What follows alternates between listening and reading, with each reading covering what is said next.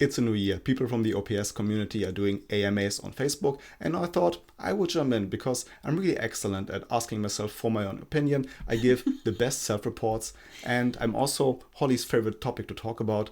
So I thought I would answer a bunch of questions, and Holly would also answer the same questions about me from her opinion. And yeah, let's jump right in. Let's start with the first couple of questions from Ruslan. He asked, what type did you think you were before getting your type back? I got my type back in March of 2020, and my full type is double feminine, TISE, consume, sleep, play, blast. And a bit more than half a year ago, I also got typed as a social type number 2.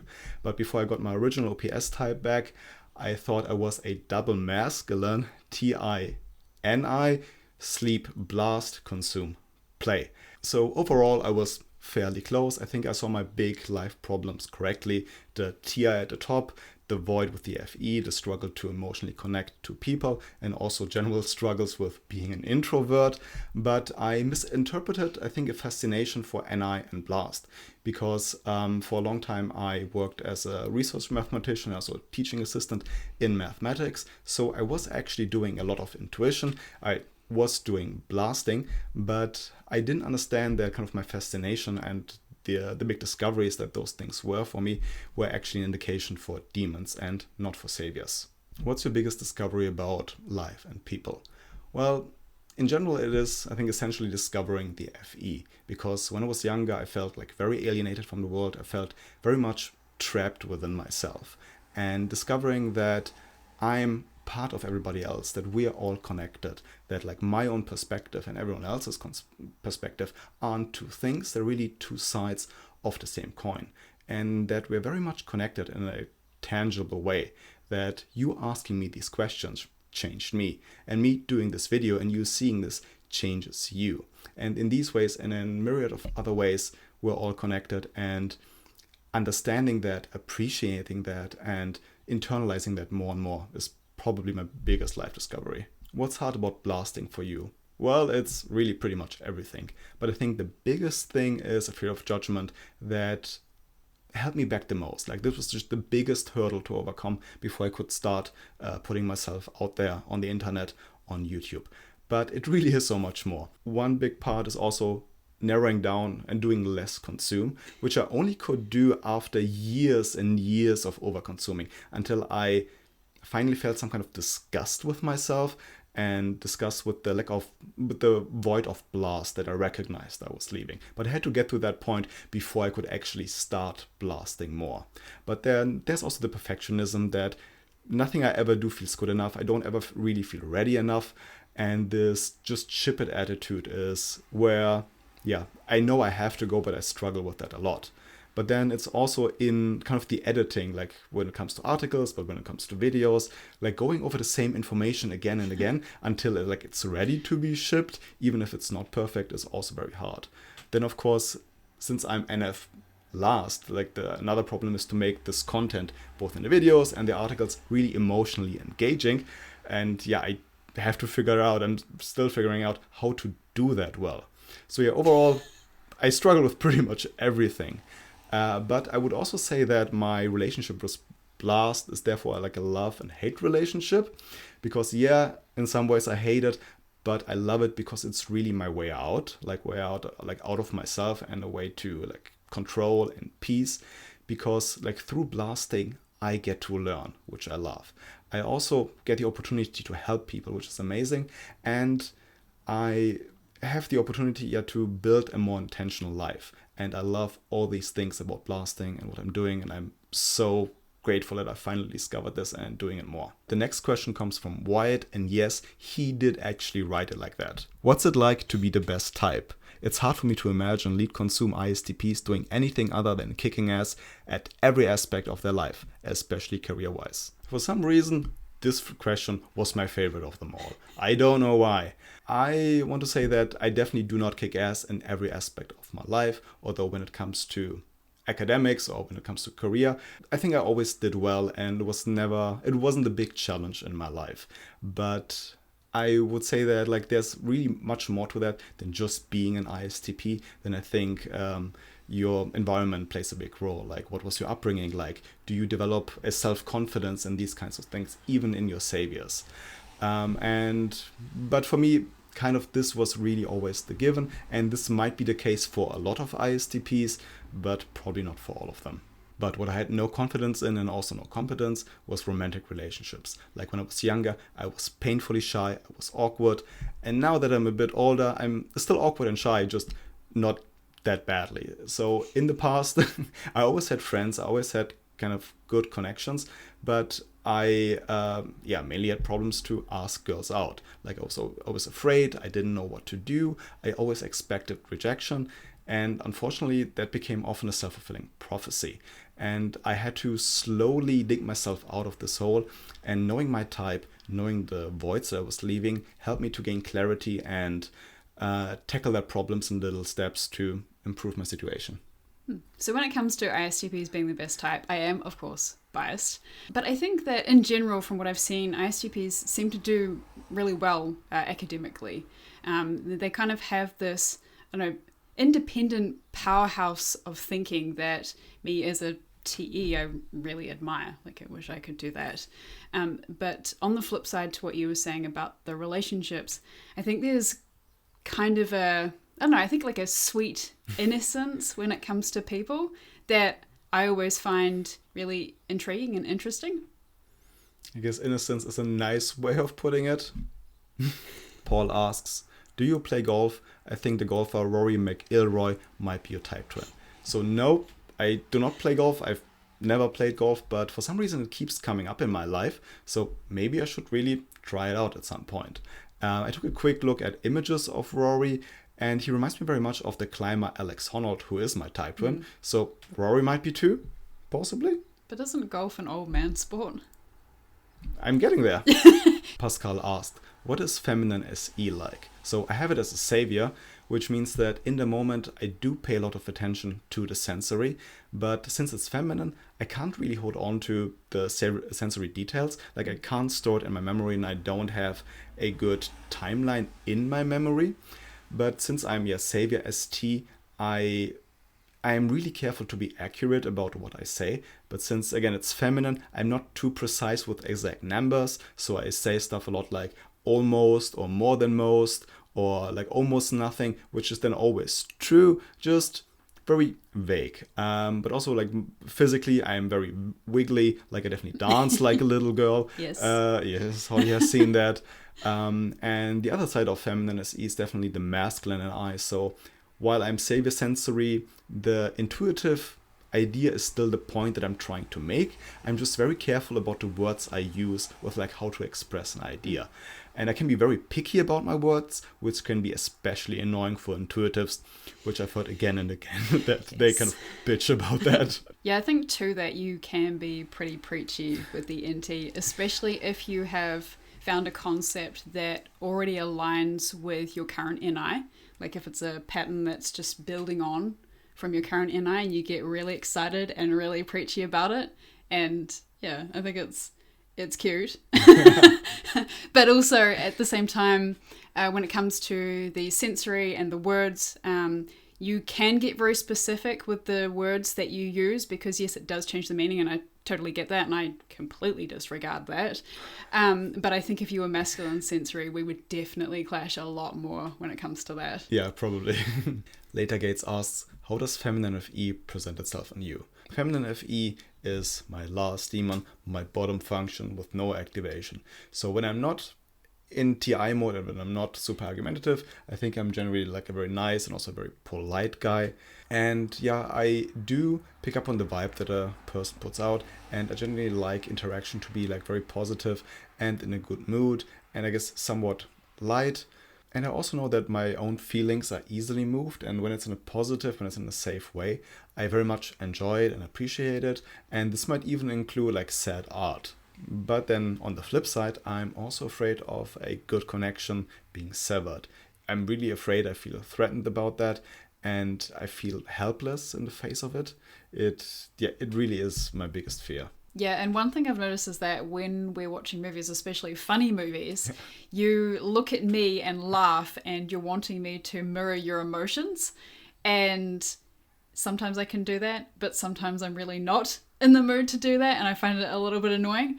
But most of the time it's nice, and it's kind of nice to share that humor with you.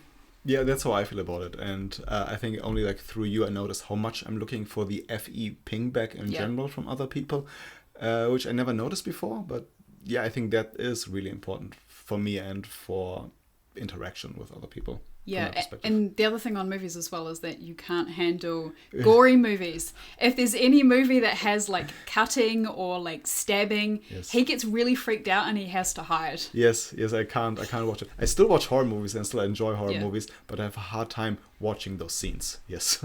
Yeah, it's like, but it's not real. Like, I know it's not real and I can watch it fine, but he's just too easily moved, I guess. Yeah, I think so. Continuing from the last question, Natasha asks, does etiquette matter to you? When I read the question, I was a bit stumped at first, but I thought the question very interesting. And I think the answer to the question is, yeah, I think so. When you define etiquette as a set of rules to control acceptable behavior, it really fits quite well like with both my saviors and my demons, because it implies that you use self-control, so sleep, to avoid negative emotions or like something that other people might deem as inappropriate, so kind of bad FE, which just fits in quite well and is definitely my preference.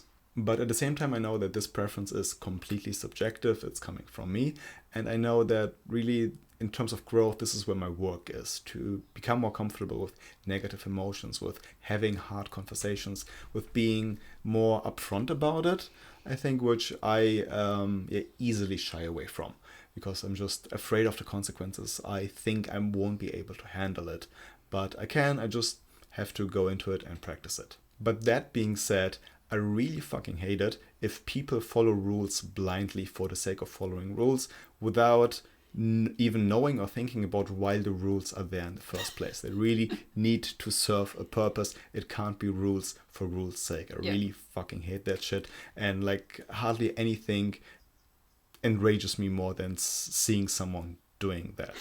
But I do really then appreciate rules, or let's say conventions, for the sake of actively showing consideration to the other person, because I see the purpose there, and I do like following these rules while I know that they are just made up conventions. Like you have that thing around eating.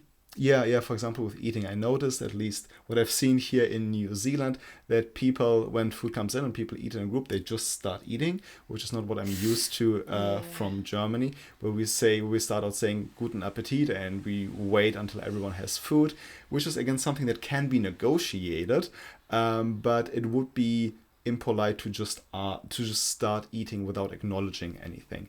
And that makes me uncomfortable, and I just like this polite show of consideration. Yeah, I think it's in New Zealand generally polite to wait, but it's not like an unspoken rule. It's that some people choose to do that and some people don't. Yeah, exactly. I would say in Germany it's an unspoken rule.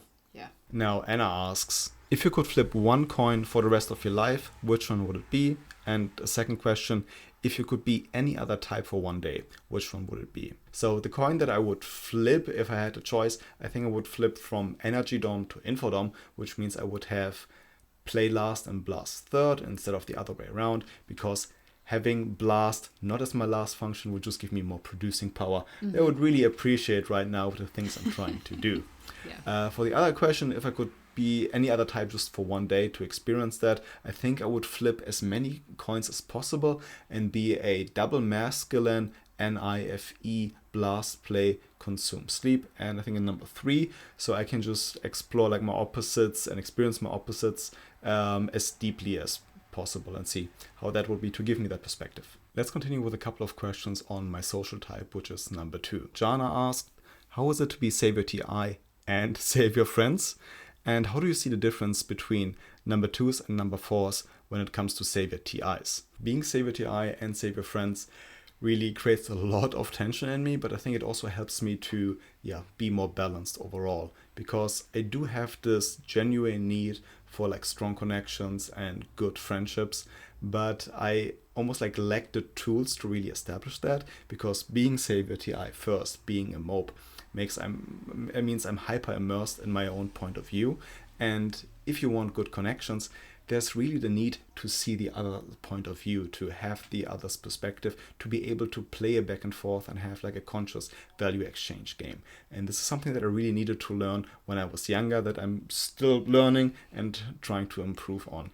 So the need is there to have the friends and the connections, but the tools aren't naturally there to actually establish good connections, sustain good connections. And it was one of my biggest challenges and one of my biggest discoveries, I would say. But also having this contradiction helped me to create a motivation to pull me out of my shell and explore my extroverted side more. And this brought me a lot of happiness and a lot of more like balance and peace overall. When it comes to the difference between number 2s and number 4s with CBTIs, as far as I see it, or like from my perspective, I think the stacks of the social needs explain the difference quite well. Because for me, friends simply come second. So the need of responsibility is first, what I just feel the strongest in my life and what I'm driven by the most. So there's like need for complete autonomy to do kind of what I want, when I want, with whom I want. And I need to focus on that in my life to feel like a sense of happiness and balance. And when it comes to friends, I'm generally looking for people who I think align with me naturally, because I really live by the ethos live and let live. And then I'm looking for people who want to live in a similar way to me, who are on a similar kind of mission, see the world in a similar way.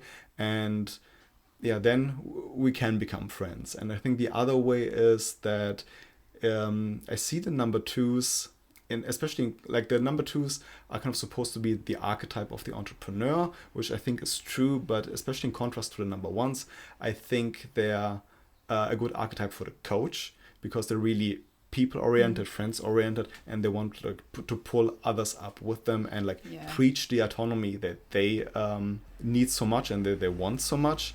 And this is kind of the other way, like how friends second is expressed. Like my autonomy comes first, and then I preach that and try to bring the friends like on the same level and have them do the same thing, which is also projecting, of course. Yeah, I definitely do see you making more of an effort to engage with your friends compared to me or some of the other number 3s. But when you do, it definitely comes across as like you are sharing a processed thought. So it seems more preachy because it's something that you have definitely thought about, and it's like this is your conclusion and you're sharing it. I think that your social type also really forces you to do the blast play more, because it's forcing you to get out and engage with people and share your thoughts. But from someone who has savior play, it does come across as a little bit preachy. Yeah, makes sense. Yeah, I know. Before I continue with another one of Jana's questions, let's answer Abby's question first. How has social type number 2 shown up in your life? I think it's shown up without really understanding it from a very young age, where I wanted to have like some kind of broader impact and just help people make things better. And fairly early on, maybe when I was like 11 or 12, I latched on to the career of a scientist, because I saw like doing science, exploring new knowledge as like a way to do that, to help people, to invent new things, stuff like that. And so this later on led me down the road of studying mathematics, which I really loved. And then I became a research scientist, which was my dream at some point. But then when I was in a job on that career path, I really didn't like doing it. I felt completely unmotivated doing it. But at the same time, I was also working as a teaching assistant at the university, and I loved that, and that gave me a lot of meaning in my life. And it, I think, indicated what I wanted to do, kind of just help others progress and teach them and kind of like help them on their path forward. But then after like ending my career at the university as a researcher and really feeling lost for a couple of years, not knowing what to do with myself, not knowing what the right path for me might be, I finally discovered the social types, which just cleared a lot of things up for me and explained to me what I really wanted in my life and how important the sense of autonomy was, and that I really needed to kind of forge my own path that would give me the autonomy that I craved, and also do it in a sustainable way where I really earn it through a proper value exchange, through helping people and to have kind of two sides fulfilled, that I fulfill my own needs while helping others. And now I understand that this is what I have to do. Okay, let's continue with Jana's third question, which is essentially the same question that Pranav asked as well. How does being savior, consume and sleep and blast last hinder fulfilling the social need of responsibility? And they said that they see an incongruency there. So yeah, I agree, and we made videos about that in the past, that we think being savior responsibility is incongruent with being demon blast, which is our personal opinion. We think that's how the system makes the most sense. And yeah, so I said earlier that I think the archetype of the number 2, not like it doesn't have to play out in reality like that always, but the archetype is the one of the entrepreneur or the one of the coach, someone who creates structure for others, someone who teaches, and someone who helps others progress on their path. And I think that Blast is just an essential tool for that, creating structure and organizing the tribe, sharing like narrowed down information with the tribe. And whenever I did this in my past, this is where I got the most fulfillment from. Like this was the case in my teaching career at university. Like I was a yoga teacher at some point where I did this, where I got like a lot of joy from. And also now with this YouTube channel, this is where I feel like the most drive, where I feel the most motivation when it comes to anything career-wise in my life. And yeah, having Blast last makes this a big struggle. I still fight against a huge resistance, although it's the thing that like I just want to do, that I have the most drive to do. And yeah, I talked about all my struggles in the beginning of the video with Blast. I think I agree, like it's a big incongruency, is like a huge problem that I'm learning to deal with as I move forward. But the good thing is, I think that I have this drive to do my demons, to create more balance in my life. And so yeah, while it really doesn't come easily to me, far from that, I hope that through practice and finding my own style, I hope that I can turn this incongruency into a strength and into maybe some kind of trademark or whatever. Yeah, and to me it often looks like you have an easier time with the Blast than you do with the play when it comes to the social number 2 need. And I think that's probably because having sleep in your OP type kind of makes it a little bit easier just to convert it from sleep to Blast, in terms of it being like a one-way communication channel, right? If that makes sense. Yeah, that makes sense. And also then responsibility is still like the top social need, and friends with which might be more congruent with play, just comes second. Last question. Shivani asks, what's your system for consuming and processing information? I love to talk about this stuff. I could talk about it forever, but I'll try to make it as short as possible.